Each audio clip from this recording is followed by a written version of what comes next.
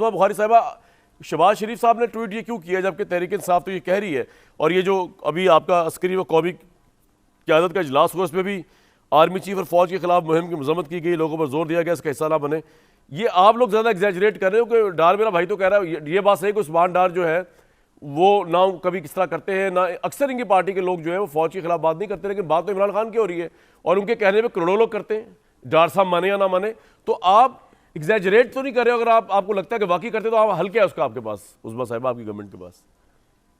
देखिए, पहले तो कामरान जो है ये मीडिया का दौर है, हर चीज़ रिकॉर्ड पे होती है। ये डार बेचारा मासूम आदमी है, इसको तो पूछे ही ना, इसको तो कहीं ना, इस बेचारे को पता नहीं लगता। वो आप कह रहे थे इमरान खान को समझाती नहीं, यास्मीन राशिद को, अलवी साहब को कहना पड़ता है इमरान खान को समझाए कि बस कर दें, बाहर कत्लो गारत हो जाएगी, हमारे वर्कर जो है पेट्रोल बम गिरा रहे हैं।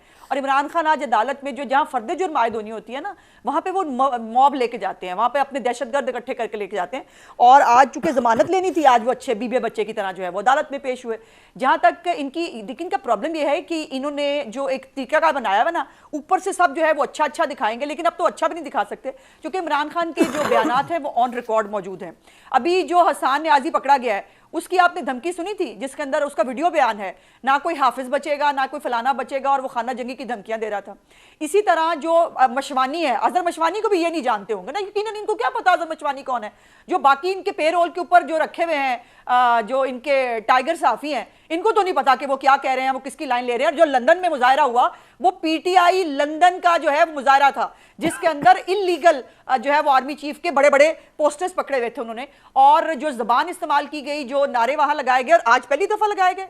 ये एक मुकम्मल कैंपेन है। और आपको वो भी याद होगा कि जब क्रैश हुआ था एक तैयारे का, उस वक्त जो कोयटा के हमारे जो जनरल साहब थे वो शहीद हुए थे, लेकिन आपको याद है इसका हल क्या है? हल क्या है इसका? उसके ऊपर भी कैंपेन की। इसका हल क्या है उस्मा साहिबा? आप इसका हल यह है कि जो जुर्म कर रहा है उसको उसकी सजा मिलनी चाहिए। ये लाडलाइज्म जो है ना इस मुल्क से खत्म होगा। भाई आप मेरी बात सुनिए, आज इमरान खान जब गए ना, से मैं लोगों को डरा लूंगा, ये नहीं होगा। आपने जो जुल्म किया उस्मा साहिबा, उसके जुल्म की रुदात सुन लें।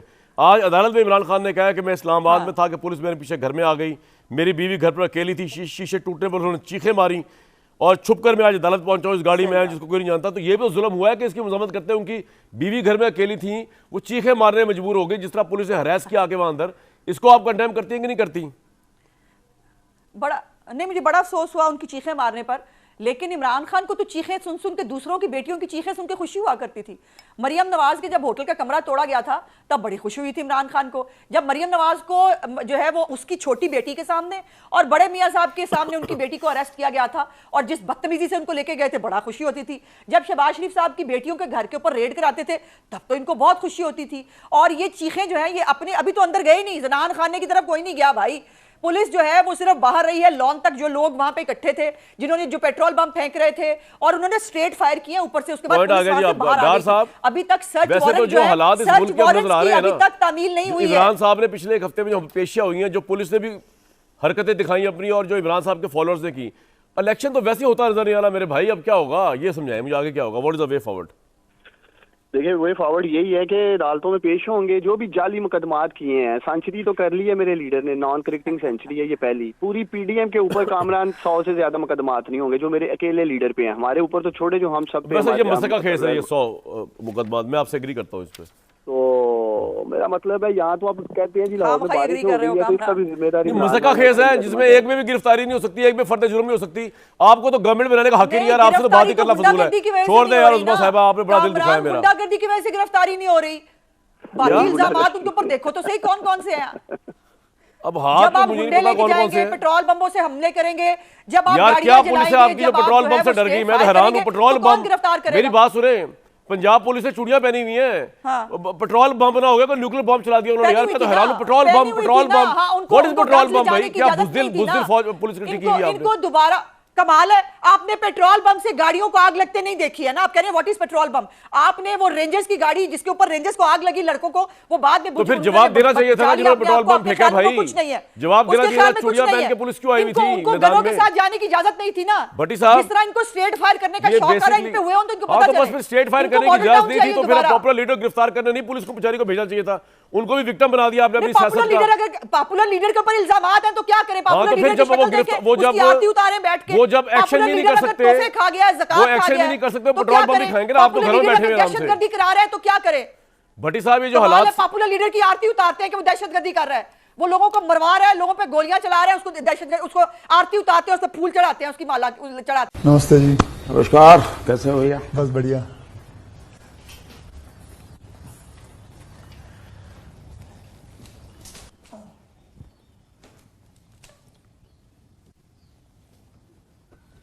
आज मैं आपको बताऊं कि मुझे मौका मिला यहाँ हमारे प्रधानमंत्री के घर पे आने का और इनसे बातचीत करने का, तो मैं कोई पॉलिटिकल क्वेश्चंस नहीं लाया हूँ। मुझे जानना है कि as a person, as a human being, एक इंसान के नाते हमारे जो प्रधानमंत्री हैं वो कैसे हैं, क्या खाते हैं, क्या बातचीत, मतलब उनकी पूरी दिन में जो सब चीज़ें होती हैं, मतलब पॉलिटिक्स को छोड़ के उसके बारे में मैं उनसे जानना चाहूँगा। तो सबसे पहले सर आपका बहुत बहुत धन्यवाद करना चाहता हूँ कि आपने मौका दिया है आपसे बात करने का। मुझे अच्छा लगा कि हम 2400 घंटे राजनीति की बातों में ही उलझे रहते हैं, तो आपने हल्की फुल्की बातें और अपॉलिटिकल बातें करने के लिए इच्छा जताई है।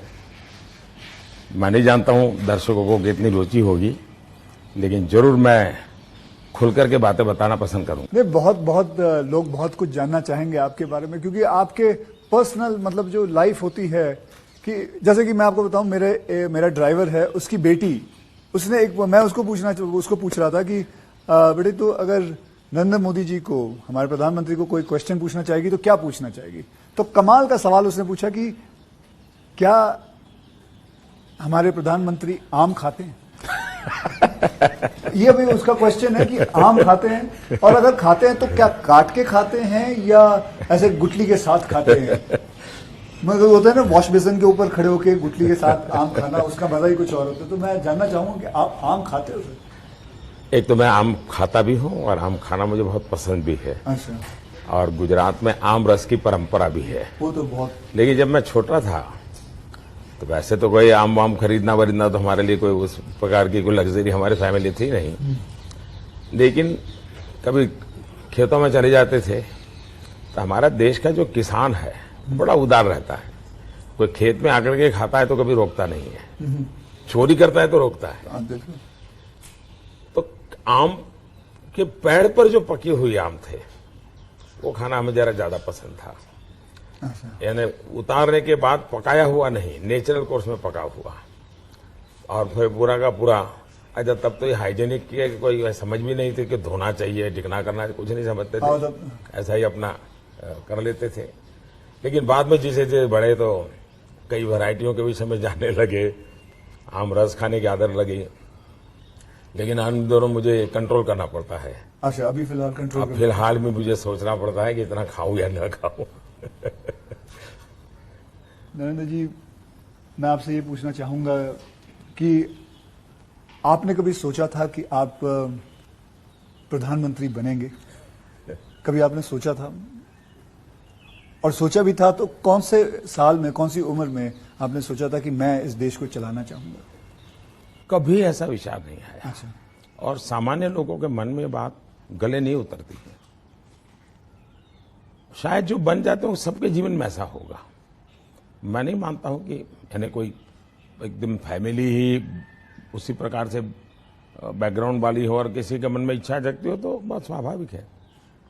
वरना मेरा जो फैमिली बैकग्राउंड है उसमें तो अगर मुझे कहीं अच्छी सी नौकरी की भी मिल गई होती तो शायद मेरी माँ अड़ोस पड़ोस के लोगों को गुड़ खिला देती कि चलो भाई बेटे को वहाँ नौकरी मिल गई, क्योंकि उससे ज्यादा हमने तो कुछ सोचा नहीं था, गांव के बाहर कुछ देखा नहीं था।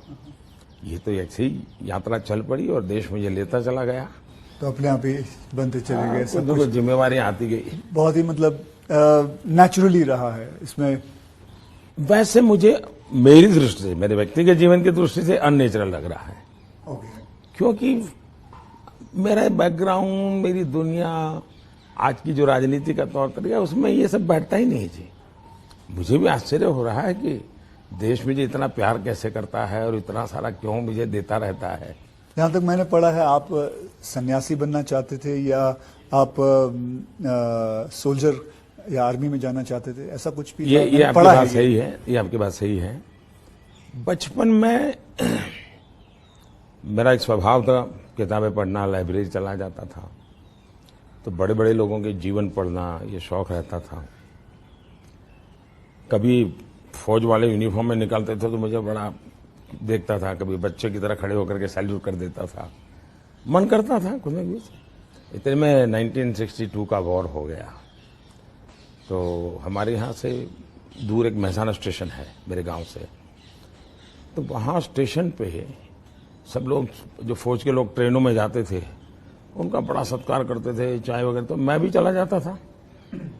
तो जाकर के मैं भी तो मुझे बड़ा मजा आता था। तो मन पे हो गया कि हाँ, ये देश के लिए जीने मरने वाला रास्ता है। तो कभी उस दिशा में सोचता था। इतने में एक बार मैंने कहीं पढ़ा कि गुजरात में कोई सैनिक स्कूल है, उसमें आप दाखिल हो सकते हैं। तो हमने हमारे उस समय शायद 1 रुपया 2 रुपये से उसका सारा जानकारियाँ मंगवाते थे। अब हमें तो अंग्रेजी आती नहीं थी, तो हमारे मोहल्ले में एक स्कूल के प्रिंसिपल मिस्टर रास विहारी मणियार करके रहते थे, तो मैं उनके पास चला गया। मुझे कभी बड़े व्यक्ति से मिलने से कभी संकोच नहीं होता था, ऐसे ही फिर चला गया मैं बाहर। ये बात सही है कि भीतर मन में था, तो मैं रामकृष्ण मिशन में चला गया। एक स्वामी आत्मस्थानंद जी हुआ करते थे, अभी उनका करीब 100 ईयर उम्र में अभी स्वर्गवास हुआ। तो मैं सीएम बना तो मेरे घर उनको फिर बुलाया मैंने, प्रधानमंत्री बना तो उनके यहाँ चला जाता था। अभी कलकत्ते में अस्पताल में तो 2-3 बार हो आया था मैं। तो वो बड़ा बहुत मुझे प्यार करते थे।